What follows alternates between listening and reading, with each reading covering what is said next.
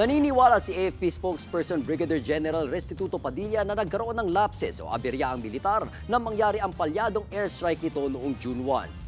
Posible raw na problema sa proseso o procedural lapses o di naman kaya ay failure of equipment ang nangyari. Maaari rin daw na hindi sa itaas nangyari ang aberya kundi sa mismong lupa. Nagsagawa at natapos na ng AFP Board of Inquiry ang imbestigasyon nito sa palyadong airstrike o friendly fire na kumitil sa buhay ng 11 sundalo. Hindi pa isinasa publiko ang ulat kaya maging si Padilla, hindi pa ito nababasa.